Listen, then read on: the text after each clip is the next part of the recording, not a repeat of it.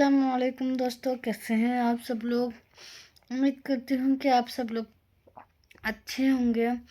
तो दोस्तों, आज की जो ये वीडियो होने वाली है ना, बहुत ही ज़्यादा स्पेशल होने वाली है। और दोस्तों, आज के आपको मैं एक वाक़या बताना चाहती हूँ, और जो कि मैंने देखा, पढ़ा, मैंने सोचा कि आपसे भी शेयर कर लूँ वो वाक़या। और वो वाक़या है कि एक गरीब बाप की 7 बेटियां। एक गरीब बाप है और उसकी 7 बेटी। तो दोस्तों, जिनकी 7 बेटियां हैं और उनके जो रिश्ते नहीं आ रहे हैं, क्योंकि जो गरीब बाप है, क्योंकि गरीब बाप है और उनके बच्चों के रिश्ते नहीं आ रहे हैं, और वो इस टेंशन में है, मेरी जो बेटियां हैं उनकी शादी कैसे होगी, उनके रिश्ते कैसे आएंगे, और कोई मेरी बेटियों से शादी नहीं करेगा क्योंकि वो जो बहुत गरीब है, दहेज नहीं दे पाएंगे, और इसी वजह से उनकी बेटियों की शादी नहीं हो रही है। वो एक टेंशन में रहता है, उसे बहुत बड़ा बोझ होता है उसके दिमाग पे कि मेरी बेटियों की शादी कैसे होगी, मेरी बेटियों से शादी कौन करेगा।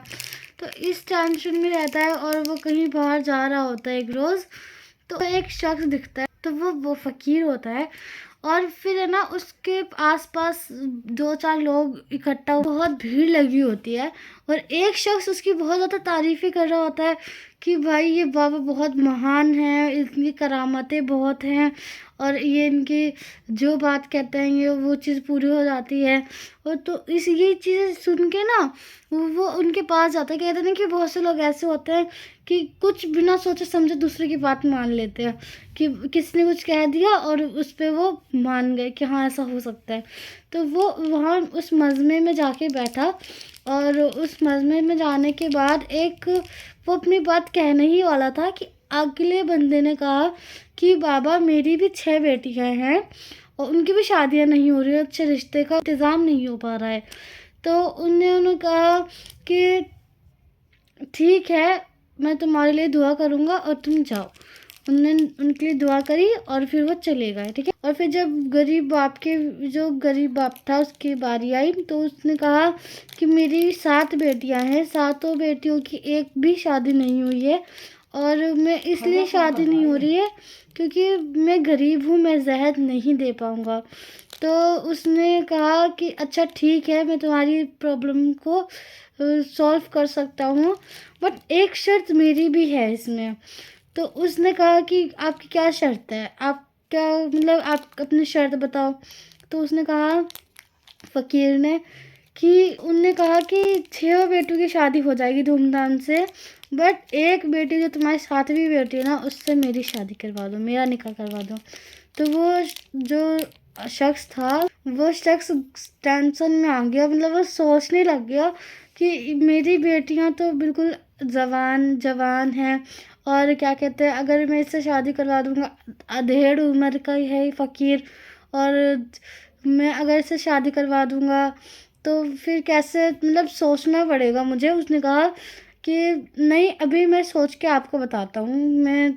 वो अपने घर गया, और वो सोचते सोचते सोया ही नहीं। रातों को करवटें बदलता रहा, इधर से उधर, शादी करवाऊँ या नहीं करवाऊँ। और फिर अगली रोज़ उसने कहा कि चलो ठीक है, एक चोट मान लेते कि एक बेटी जो है मेरी, मैं करवा देता हूँ उससे शादी। उसने सोचा कि नहीं, सबसे पहले बड़ी बेटी के करवा देते, मगर उसने बड़ी बेटी की शादी नहीं करवाई क्योंकि वो पहली बेटी थी उनकी, और उससे बहुत प्यार करते थे, वो बहुत अच्छे से पाला था। तो उन्होंने सोचा कि मैं ना छोटी, सबसे जो लास्ट वाली बेटी ना, छोटी वाली, उससे शादी करवा देता हूँ। फिर उससे शादी करवाई, और उससे शादी करवाने के बाद उसने एक शर्त रखी कि जब तक मेरी ये 6 बेटियों का निकाह नहीं हो जाता अच्छे घराने में, जब तक आप निकाह तो कर लें मगर विदाई नहीं होगी उस वक्त तक। तो उस फ़कीर ने भी कह दिया ठीक है। और उसके बाद जब निकाह हो गया, उसके बाद बहुत जल्दी जल्दी सबके रिश्ते आए, और शादियाँ कम्प्लीटली हो गई फाइनली। अब वो बहुत ज़्यादा खुश हो गया, शादियाँ हो चुकी थी। अब वो जो फ़कीर था ना, वो उनके घर आया कि अब तो रुखसती होगी, अब विदाई मेरे साथ कर दें। तो उसके जो बाप था, वो उसने कहा कि अगर आप चाहें तो ये बेटी मेरे घर ही रहने दें, क्योंकि अब तो सारी बेटियां चली गई हैं, मेरे में अकेला रह जाऊंगा। तो उसने कहा नहीं, अब निकाह हो चुका है, अब मैं इसको ले जाऊंगा। तो उसने कहा ठीक है, जैसे आपकी मर्ज़ी। अब वो उसको ले गया। अब जो बाप था, गरीब बाप, बिल्कुल अकेले अकेले सा रहने लगा। मतलब बहुत घर काटने को आता था। सातों बेटियों की शादी हो गई थी।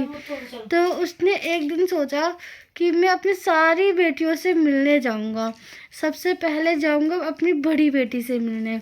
तो वो सोच के और फिर चल पड़ा अपनी बड़ी बेटी से मिलने। जब वो बड़ी बेटी के घर पहुंचा तो उसने दरवाज़ा खटखटाया, तो उस वहाँ से तो कोई आवाज़ ही नहीं आई, ना ही दरवाज़ा खुला, और वहाँ पे ताला पड़ा हुआ था। उन्होंने बहुत देर तक के जो है दरवाज़े को खटखटाया, बट कुछ नहीं हुआ, कोई नहीं आया बाहर। जब उसने मोहल्ले वालों से पूछा, मोहल्ले वालों ने कहा कि यहाँ शादी कहाँ हुई थी, वो तो 1 हफ्ते के लिए आए थे, वो चले गए।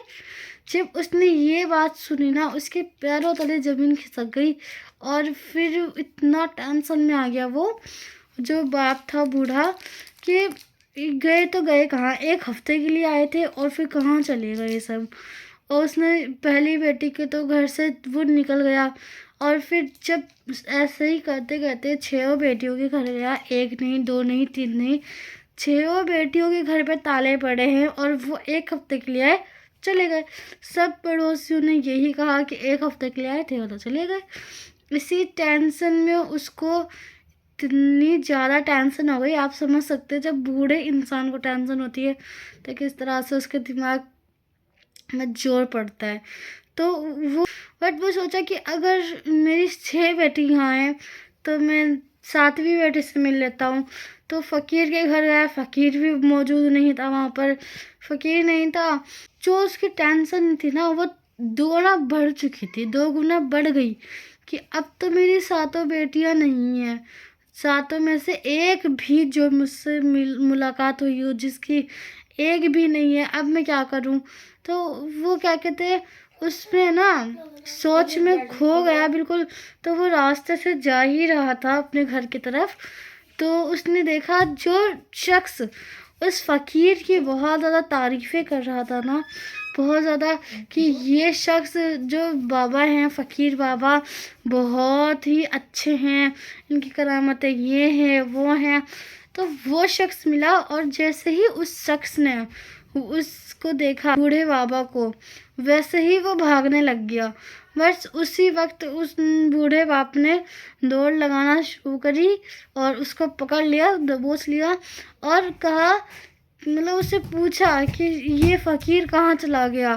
तो कहता, अरे भाई मुझे नहीं पता, मैं तो पैसों पे काम करता हूँ और पैसे लेता हूँ, बस मेरा काम क्या है, मुझे सबकी तारीफ़ें करनी होती हैं, इसमें बहुत से लोग फंस गए, तुम भी फंस गए, मुझे इससे कोई मतलब नहीं है। वो ऐसे कह के चला गया। अब ये इधर से उधर ढूंढता रहा फ़कीर को, फ़कीर कहाँ चला गया। तो अभी ये फ़कीर को ढूंढने के लिए निकल पड़ा, क्योंकि इसने सोचा अगर फ़कीर मिल गया तो मेरी क्या पता सारी बेटियां मिल जाएं। अब फ़कीर जो था वो इसे मिला ही नहीं कहीं। अब देखो, जो भी काम हमें करना चाहिए बिल्कुल सोच समझ के तहकीकात करके करना चाहिए, चाहे वो किसी के रिश्ते का हो, चाहे वो किसी भी चीज़ का हो, किसी भी। तो सारी चीज़ें क्या होती, जांच पड़ताल करके करनी चाहिए। अब उसने इतना किया नहीं, और अब देखो वो कैसे भटक रहा है। तो भटकते भटकते उसको वो फ़कीर मिल गया। फ़कीर मिल गया तो उसने उस फ़कीर का पीछा किया। जब उसने उसका पीछा किया तो वो जो फ़कीर था वो बहुत ज़्यादा सुनसान रास्ते में गया, और सुनसान रास्ते में जाने के बाद जब वो उसका पीछा कर रहा था, उसको बिल्कुल भी मालूम नहीं था कि मेरे कोई पीछे आ रहा है। वहाँ पे एक मकान बना हुआ था, और उस वहाँ गया वो, और अंदर से गेट लगा लिया। अब जो बूढ़ा बेचारा बाप भटकते भटकते उसका पीछा कर रहा था, वो तो अब वहाँ चला गया, मतलब उसने गेट बंद कर लिया, और वो बाहर रह गया। और उसने चुपके से दीवार को लांग कर, फांद कर, और फिर घर के अंदर कूद गया। घर के अंदर कूदने के बाद उसने जो देखा ना, उसके पैरों तले ज़मीन खिसक गई कि उसने देखा कि जो उसकी सातों बेटियां थीं वो वहीं पर थी, और जो लड़के की सास बनकर आई थी वो उसको मार रही थी, धमका रही थी कि क्या आज तूने लोगों के आगे हाथ नहीं फैलाए, आज तो बड़े कम पैसे लाई है, इस तरह से करके उसे धमका रही थी, मार रही थी। और उनको इस धमका रही थी, और जो बहुत सारी लड़कियां थी वहाँ पर, वो ही नहीं थी, और भी लड़कियां थी। और बस वो लड़कियां क्या कह रही थी, हम अल्लाह के आगे भीख मांगते हैं और किसी के आगे भीख नहीं मांगते हैं। वो जो सास बन के आई थी, ननद बन के आई थी, सब उनको धमका रही थी, मार रही थी कि तूने क्या भीख नहीं मांगी आज, क्या तूने लोगों के आगे हाथ नहीं फैलाए। और बस वो लड़कियां क्या कह रही थी कि हम अल्लाह के आगे भीख मांगते हैं, अल्लाह और रसूल और वलियों पर हम भरोसा करते हैं। बस वो लड़कियां यही कह रही थी। और जब उसने ये सारा मंजर छुप के देखा, इतनी ज़्यादा दिमाग से काम किया, मतलब अब उसने दिमाग से काम किया और पहले नहीं किया, इसीलिए उसको धोखा मिला। क्योंकि उनने बिल्कुल भी किसी भी चीज़ की तहक़ीक़ात नहीं की और उसने शादी कर दी।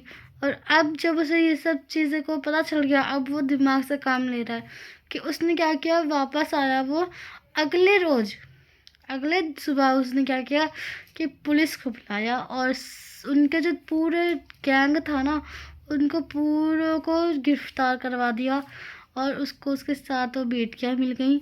तो इस वाकया से ये सीख मिली कि अगर कोई भी काम करें, कोई भी रिश्ता, तो बहुत दूर की बात है, बहुत बड़ी बात है किसी का रिश्ता करना। रिश्ता पूरी ज़िंदगी ख़राब हो जाती है अगर कोई चीज़ गलत रह जाती है। तो कोई भी काम कर रहे हैं, तहकीकात कर लें हर चीज़ की, और बहुत ही ज़्यादा देखभाल के काम करें। बस मेरी आपसे यही गुजारिश है। और आपको ये आज का वाक़या कैसा लगा, कमेंट्स करके ज़रूर बताना। वीडियो पसंद आए तो वीडियो को लाइक कर देना, चैनल को सब्सक्राइब करके बेल आइकन दबाना ना भूलना। मिलते हैं हम नेक्स्ट वीडियो में। अल्लाह हाफ़िज़।